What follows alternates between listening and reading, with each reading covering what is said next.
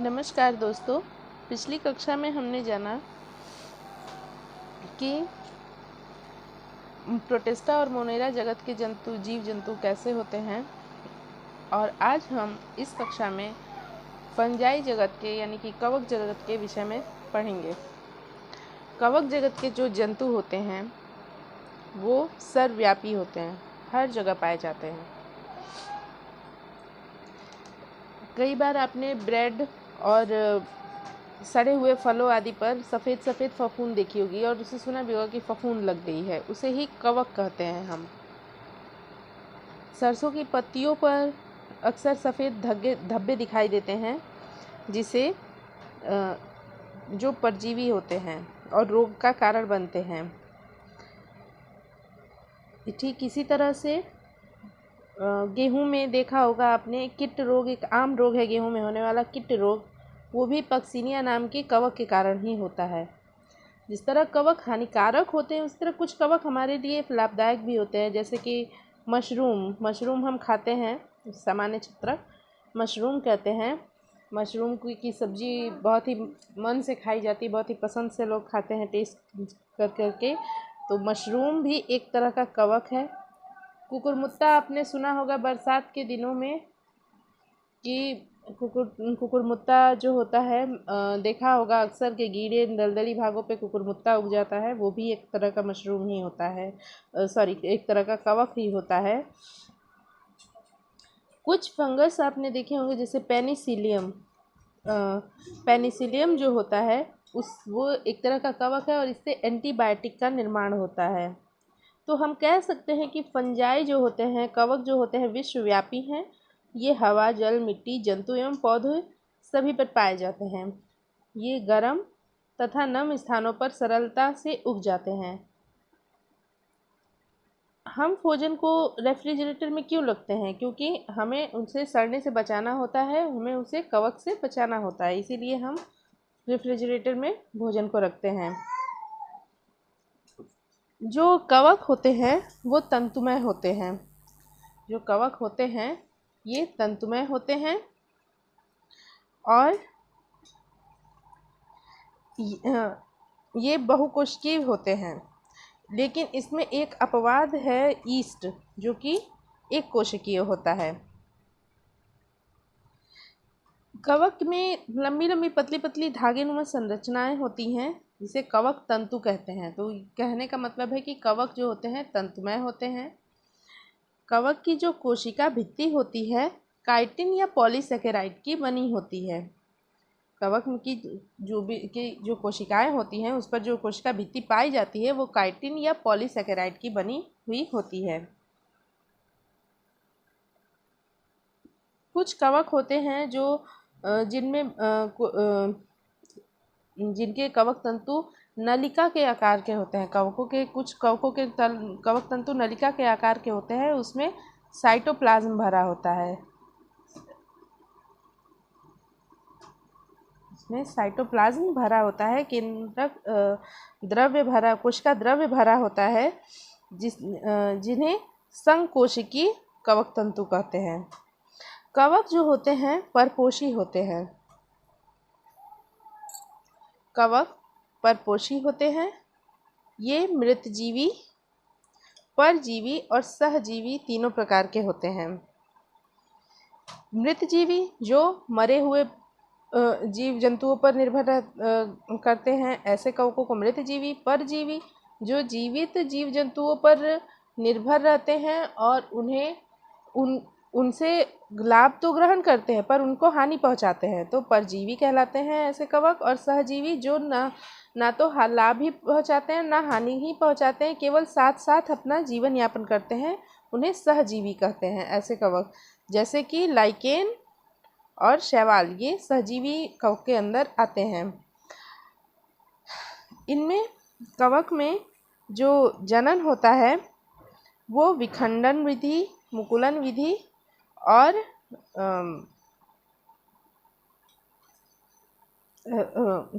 कायिक खंडन विधि द्वारा होता है। कवक में जो अलैंगिक जनन होता है वो बीजाणुओं द्वारा होता है, जिन्हें कोनिडिया कहते हैं। क्या कहते हैं? कोनिडिया। कवकों में जो अलैंगिक जनन होता है वो बीजाणुओं द्वारा होता है और इसे हम कोनिडिया कहते हैं।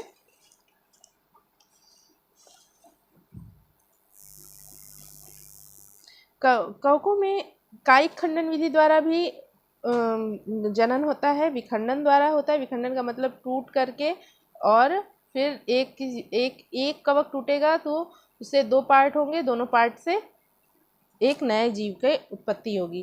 कायिक खंडन का भी यही मतलब हुआ कि उसका कोई एक अंग टूट जाता है और उस अंग से नए कवक की उत्पत्ति हो जाती है।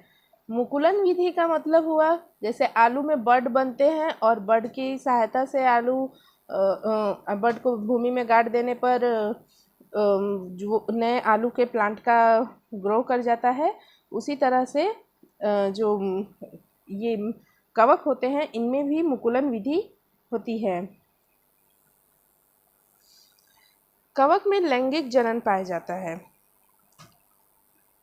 जिसमें जो एस्कस बीजाणु और बेसिडियम के द्वारा होता है। एस्कस बीजाणु और बेसिडियम के द्वारा होता है।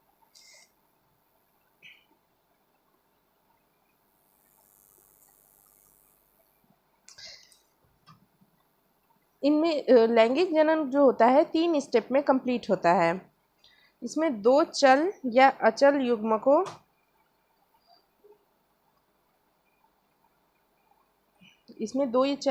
युग्मकों के प्रोटोप्लाज्म का संलयन होता है, जिसे क्या कहते हैं, प्लाज्मोगैमी कहते हैं।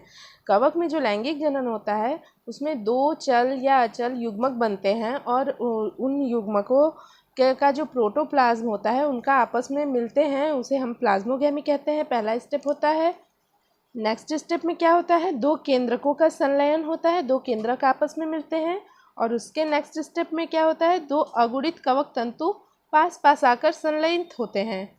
जो अगुणित का मतलब कि जिसमें एक गुणसूत्र होता है, द्विगुणसूत्र नहीं होते हैं, n गुणसूत्र होता है। 2 n गुणसूत्र आपस में मिलेंगे तो डिप्लॉयड गुणसूत्र बनेगा, द्विगुणित कवक तंतु बनेगा और एक द्विकेंद्रक प्रवस्था बनेगी।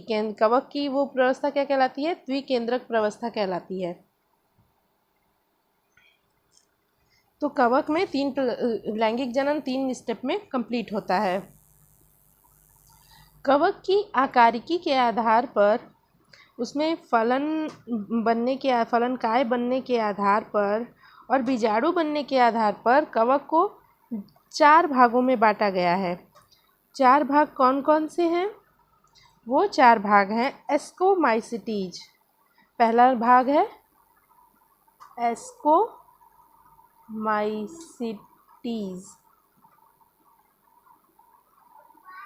ये नाम कुछ इंग्लिश में ही याद करने होंगे, इसे हम लिख तो ज़रूर हिंदी में रहे हैं पर ये इंग्लिश में ही याद किए जाते हैं और पढ़े जाते हैं।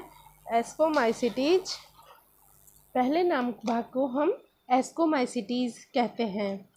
इसे सामान्यतः थैली फंजाई भी कहा जाता है, इसे थैली फंजाई भी कहते हैं।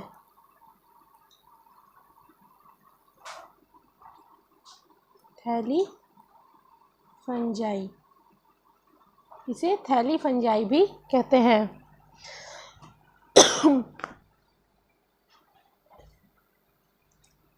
एस्कोमाइसिटीज में ये मृतजीवी, अपघटक, परजीवी और पशु विष्ठा पर उगने वाले होते हैं।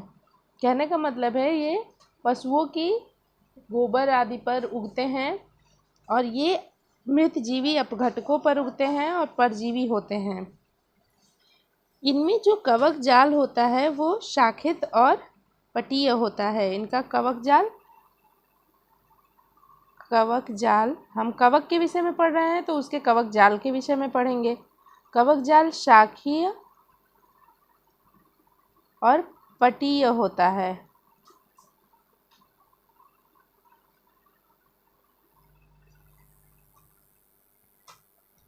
इसके भी अलैंगिक बीजाणु को कोनिडिया कहते हैं और कोनिडिया अंकुरित होकर के कवक जाल बनाते हैं। इसके लैंगिक बीजाणु को एस्कस बीजाणु कहते हैं। चूंकि एस्कोमाइसिटीज है इसीलिए इसके लैंगिक बीजाणु को हम एस्कस बीजाणु कहेंगे।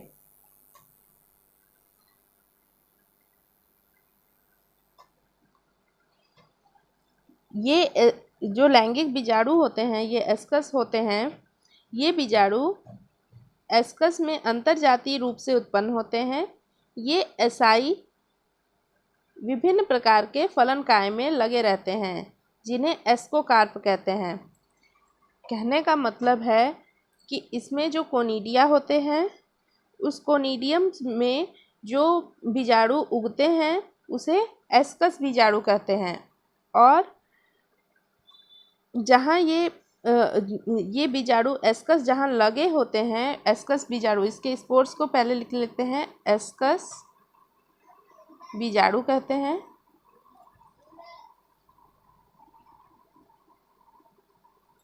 और ये बीजाणु जहाँ लगे रहते हैं उसको एस्कोकार्प कहते हैं। कहाँ लगे रहते हैं? एस्कोकार्प पे लगे रहते हैं। ये एस्कोकार्प पे लगे रहते हैं। इस एस्कोमाइसिटीज के प्रमुख उदाहरण जो हैं वो कौन है? एस्परजिलस है। इसके उदाहरण हैं एस्परजिलस, एस्परजिलस, एग्रिकस,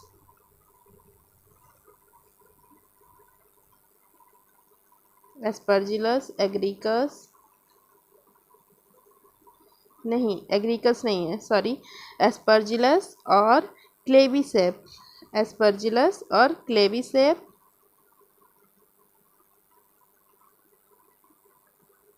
एस्परजिलस, क्लेविसेप और न्यूरोस्पोरा,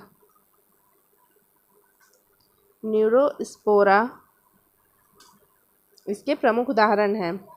न्यूरोस्पोरा जो होता है इसका उपयोग जैव रासायनिक और आनुवांशिक प्रयोगों में बहुत ज़्यादा किया जाता है। इसी कारण यह पादप जगत के जैसे ड्रोसोफिला पादप जगत में प्रसिद्ध है उसी तरह से ये न्यूरोस्पोरा कवक जगत में प्रसिद्ध है। इस वर्ग में आने वाले मॉरिल तथा ट्रफल खाने योग्य होते हैं और इसे स्वादु भोजन के समान समझा जाता है। यानी इस वर्ग के एस्कोमाइसिटीज के मॉरिल और ट्रफल नाम के जो कवक होते हैं वो खाने योग्य होते हैं। अब हम नेक्स्ट पढ़ते हैं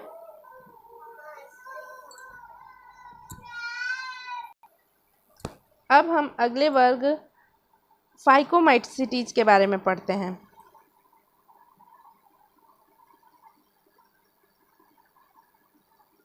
फाइकोमाइसिटीज,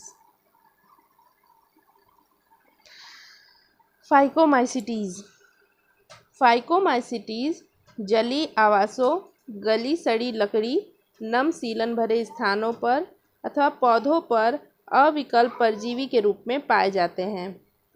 इनका जो कवक जाल होता है वो अपटीय तथा बहुकेंद्रीय होता है। यहाँ पे कवक जाल पटीय होता था, शाखीय होता था, यहाँ पे कवक जाल अपटीय होता है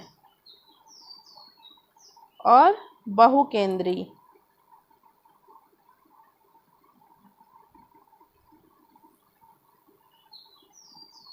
क्या अपटीय और बहुकेंद्रीय होता है? कवक जाल। इसका जो कवक जाल होता है वो अपटीय और बहुकेंद्रीय होता है। इसमें जो अलैंगिक जनन होता है चल बीजाणु तथा अचल बीजाणु द्वारा होता है। इसमें दो युग्मकों के संयुग्मन से युग्माणु बनते हैं और इसमें युग्मकों की आकारिकी जो होती है एक जैसी हो सकती है। इसके सामान्य उदाहरण म्यूकर, राइजोपस और एल्ब्यूगो हैं। इसके सामान्य उदाहरण म्यूकर, राइजोपस और एल्ब्यूगो हैं।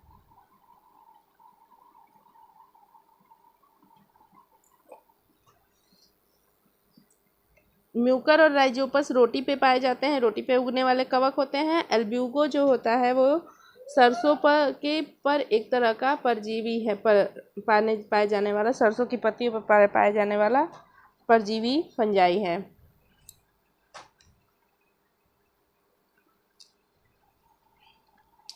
अब हम नेक्स्ट बेसिडियोमाइसिटीज के बारे में पढ़ते हैं। बेसिडियोमाइसिटीज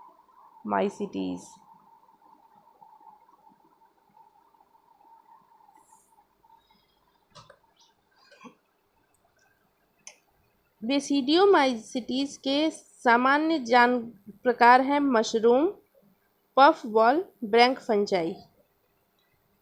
मशरूम हम खाते हैं, ये बेसिडियोमाइसिटीज में पाया जाता है। ये मिट्टी में लट्ठे तथा वृक्ष के ठूंठ पर, यानी वृक्ष में जो गांठें छोटी छोटी पाई जाती हैं उस पर सजीव पादपों के अंदर परजीवी के रूप में उगते हैं। जैसे कीट तथा कंड जो होते हैं एक तरह के परजीवी हैं। कीट रोग गेहूं पर पाया जाने वाला कीट रोग है। तो बेसिडियोमाइसिटीज पे ही जो कीट रोग जिसके कारण होता है वो बेसिडियोमाइसिटीज में आने वाला फंजाई है। इसमें जो अलैंगिक बीजाणु नहीं होते हैं, और इसमें कायिक जनन खंडन विधि द्वारा होता है। इसमें जो जनन होता है कायिक खंडन विधि द्वारा ही होता है। लैंगिक अंग नहीं होते हैं इसमें प्लाज्मोगैमी विभिन्न स्ट्रेनों वाली 2 कायिक कोशिकाओं अथवा जीन प्रारूपों के संलयन से होती है। इसमें बनने वाली संरचना द्विकेंद्रकीय होती है, जिससे अंततः बेसिडियम बनते हैं। इसमें तो मेन चीज़ नाम है इसका बेसिडियोमाइसिटीज, तो इसमें ये ध्यान रखने वाली चीज़ है कि इसके जो रिप्रोडक्टिव पार्ट है वो बेसिडियम है, इसमें बेसिडियम बनते हैं। इससे बेसिडियम से याद रखेंगे बेसिडियोमाइसिटीज। और मशरूम जो है सामान्य उदाहरण है इसका।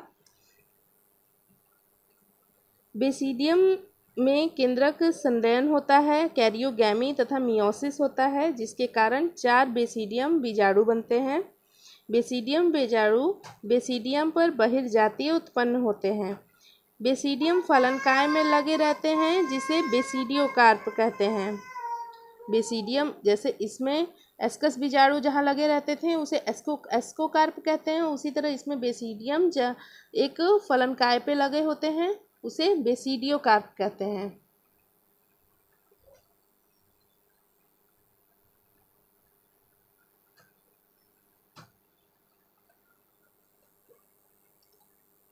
और इसके सामान्य उदाहरण हमने बताया है कि मशरूम है, अस्टिलैगो है और पक्सिनिया है। अस्टिलैगो कंड रोग उत्पन्न करता है और जो पक्सिनिया है वो कीट रोग उत्पन्न करता है। आलू में जो अस्टिलैगो है आलू में कंड रोग उत्पन्न करता है और पक्सिनिया गेहूं में कीट रोग उत्पन्न करता है। तो इसका उदाहरण है मशरूम, जिसे कि एग्रिकस भी कहते हैं, मशरूम और अस्टिलैगो और पक्सिनिया। अब तो हमने 3 के बारे में पढ़ लिया है।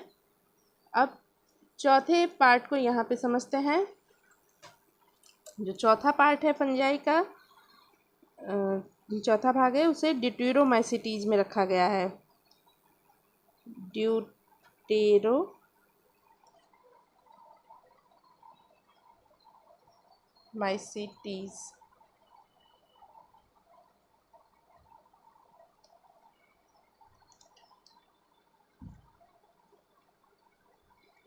ड्यूटेरोमाइसिटीज में आने वाले जो कवक होते हैं उन्हें सामान्यतः अपूर्ण कवक माना जाता है।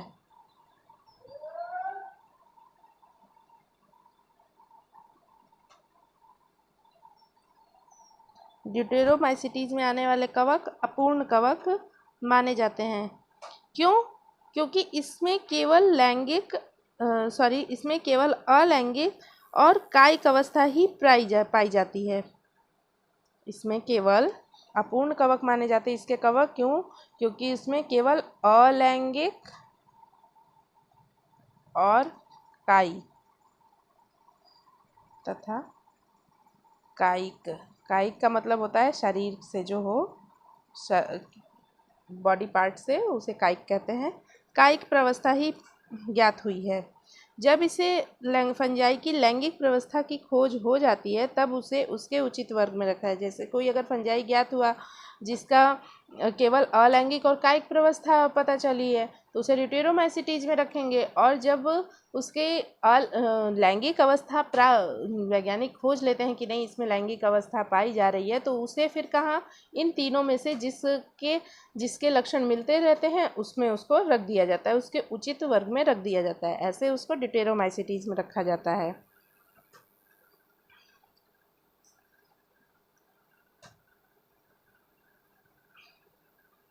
कभी कभी ये भी होता है कि उनका जब तक लैंगिक प्रवस्था जब प्राप्त हो तो उसे दूसरे वर्ग में रख दिया जाए, और पहले जब तक अलैंगिक और कायिक प्रवस्था होती है तो उसे ड्यूटेरोमाइसिटीज में रख दिया गया हो। तो दोनों में भी कभी कभी एक ही उदाहरण, एक ड्यूटेरोमाइसिटीज में भी हम पढ़ते हैं और बेसिडियोमाइसिटीज या या एस्कोमाइसिटीज में भी पढ़ते हैं।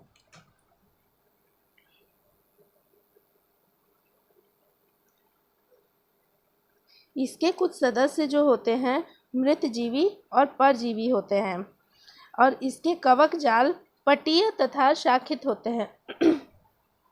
इसके जो कवक जाल होते हैं, जैसे एस्कोमाइसिटीज के कवक जाल पटीय और शाखित होते थे, वैसे इसके जाल भी पटीय और शाखित होते हैं।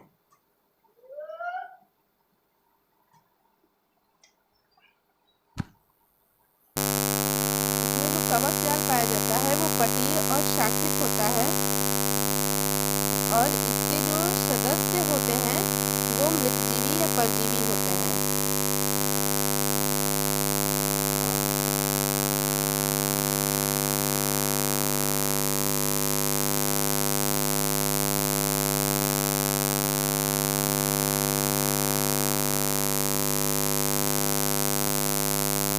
और इसके जो उदाहरण हैं, प्रमुख उदाहरण हैं, वो हैं अल्टरनेरिया और पॉलीट्राइकम।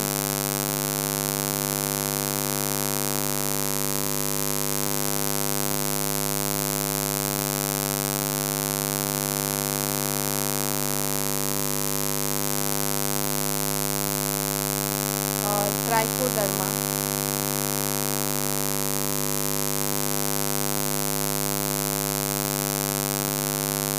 ड्यूटेरोमाइसिटीज में जो कवक आते हैं वो अपूर्ण कवक होते हैं, क्योंकि इनमें अलैंगिक तथा कायिक व्यवस्था पाई जाती है। जैसे ही अगर किसी कवक की बाद में लैंगिक व्यवस्था नॉलेज में हो जाती है तो उसको फिर उसके उचित फैमिली में रख दिया जाता है वर्ग में। और इसके जो कवक जाल होते हैं वो पटीय शाखित होते हैं। इसमें मृतजीवी और परजीवी भी पाए जाते हैं। ये अल्टरनेरिया इसका प्रमुख उदाहरण है, अल्टरनेरिया, पॉलीट्राइकम और ट्राइकोडर्मा। इसके जो अधिकांश सदस्य होते हैं वो अपशिष्ट के अपघटक होते हैं, अपशिष्टों के अपघटक होते हैं, अपघटक होते हैं।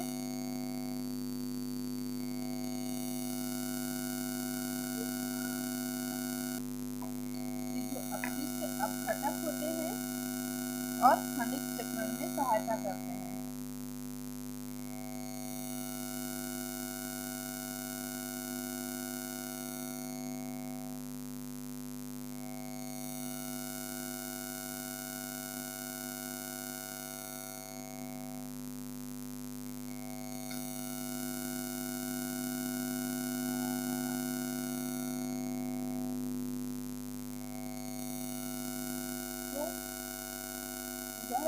इसके सदस्यों की खासियत होती है कि ये अपशिष्टों को तोड़ करके खनिज चक्र में सहायता करते हैं।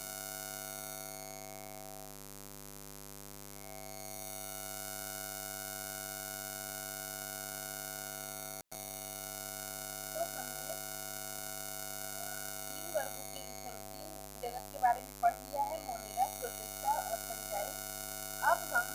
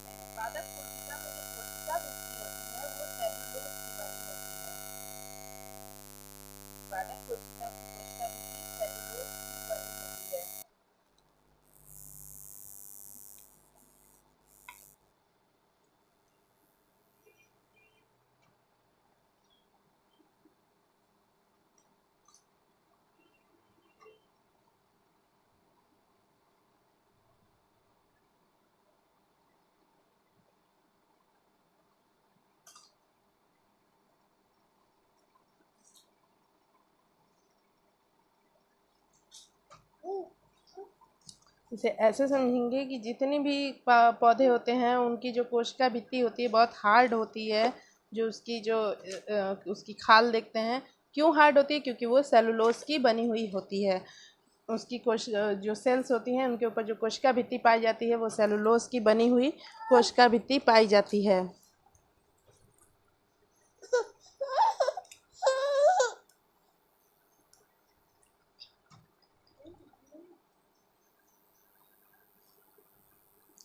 पादप के जीवन चक्र में दो स्पष्ट अवस्थाएं पाई जाती हैं, द्विगुणित बीजाणुद्भिद और अगणित युग्मकोद्भिद। यानी कि जो डिप्लॉयड होती हैं वो बीजाणुद्भिद होती है और जो हैप्लॉयड होती है वो युग्मकोद्भिद होती है। इन दोनों में पीढ़ी एकांतर होता है, एक बार बीजाणुद्भिद आती है, एक बार युग्मकोद्भिद आती है। विभिन्न प्रकार के पादप वर्गों में अगुणित और द्विगुणित प्रावस्थाओं की लंबाई विभिन्न विभिन्न हो सकती है। युग्मनज में मियोसिस विभाजन के द्वारा अगुणित बीजाणु बनते हैं। ये बीजाणु अंकुरित होकर युग्मकोद्भिद बनाते हैं। अब हम इस जगत का जो विस्तृत वो है वो हम नेक्स्ट चैप्टर में पादप जगत में पढ़ेंगे। इसी तरह से जंतु जगत होता है। जंतु जगत में एनिमल्स आते हैं। इसका भी हम विस्तृत अध्ययन अगले नेक्स्ट चैप्टर में करेंगे। इसमें जितने भी जीव आते हैं, सजीव जंतु आते हैं, वो जंतु जगत में आते हैं, और जितने भी पादप आते हैं वो पादप जगत में आते हैं। विटेकर द्वारा बताए गए 5 जगत वर्गीकरण में लाइकेन और अकोशिकीय जीव जैसे वायरस, वायरॉइड और प्रियॉन का उल्लेख नहीं किया गया है। इसका हम संक्षिप्त परिचय नेक्स्ट वीडियो में करेंगे। नेक्स्ट वीडियो इसे अच्छे से पढ़ने के लिए आप नेक्स्ट वीडियो को ज़रूर देखें, ज़रूर फॉलो करें, जिसमें हम विषाणु, वायरॉइड और प्रियॉन्स और लाइकेन के बारे में पढ़ेंगे। ये 5 जगत पादप वर्ग में 5 जगत वर्गीकरण में नहीं दिया गया है। इसको अलग से बताया गया है क्योंकि ये इनके अलग एक विशिष्ट गुण ये प्रदर्शित करते हैं, तो जिसके कारण अक्सर हमें बीमारियां होती हैं, फ्लू होती हैं, तो उसके विषय में हम अगले वीडियो में पढ़ेंगे। तो so please like, subscribe and share and please follow me. अगर कुछ भी आपको अगर समझ में नहीं आया हो तो प्लीज़ कमेंट में ज़रूर बताएं कि इस चैप्टर से रिलेटेड क्वेश्चन के बारे में, जिसके बारे में हम ज़रूर सॉल्यूशन करेंगे, ज़रूर समाधान करेंगे अगर कोई क्वेश्चन होगा या कुछ अगर कमी होगी तो। Okay, thank you for watching.